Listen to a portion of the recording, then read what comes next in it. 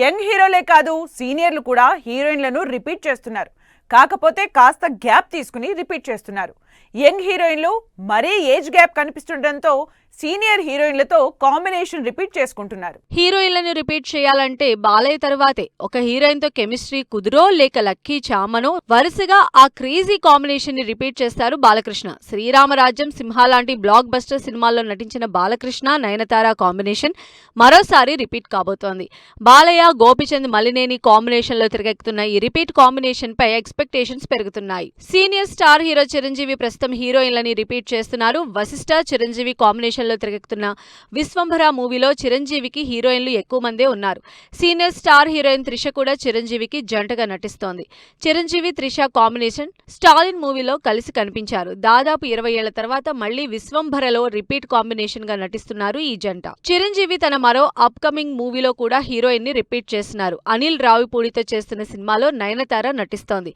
సైరాతో పాటు God father మూవీలో కలిసి నటించారు చిరంజీవి, నయనతార. సైరాలో భార్యాభర్తలుగా నటించిన ఈ కాంబినేషన్ కి మంచి అప్లాజ్ వచ్చింది.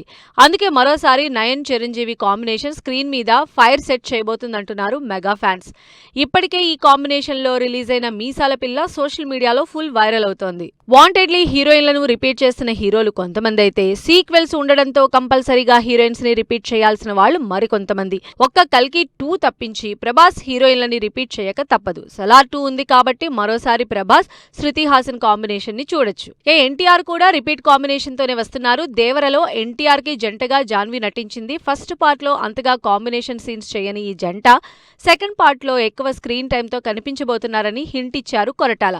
ఈ లెక్కన సుకుమార్ కాంబినేషన్ లో తెరకెక్కాల్సిన పుష్ప 3లో కూడా బన్నీ, రష్మిక మరోసారి అదరకొట్టబోతున్నారు. తమిళ్లో కూడా హీరోయిన్లు రిపీట్ అవుతున్నారు. స్పెషల్లీ విజయ్, పూజా హెగ్డేని రిపీట్ చేస్తున్నారు.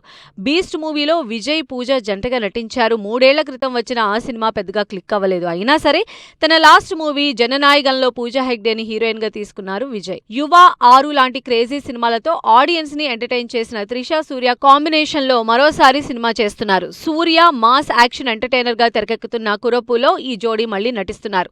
నెక్స్ట్ ఇయర్ జనవరిలో రిలీజ్ అవుతున్న ఈ సినిమాతో మరి ఈ కాంబినేషన్ మ్యాజిక్ చేస్తుందో లేదో చూడాలి. మరి ఈ రిపీట్ కాంబినేషన్స్ ఏ రేంజ్ లో వర్కౌట్ అవుతుందో చూడాలని వెయిట్ చేస్తున్నారు ఆడియన్స్.